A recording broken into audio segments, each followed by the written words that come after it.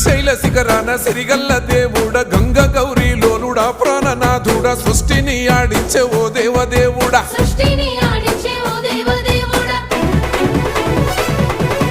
పల్ల జడల స్వామి శివుడో పాపాలు కడిగి వేసేటి ఈశ్వరుడో అన్ని నువ్వే నట శివుడో లోకమంతా నువ్వే నట శివుడో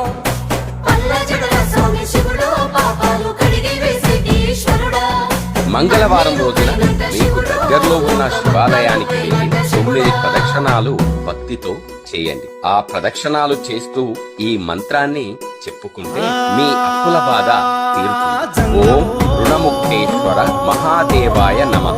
మంగళవారం రోజున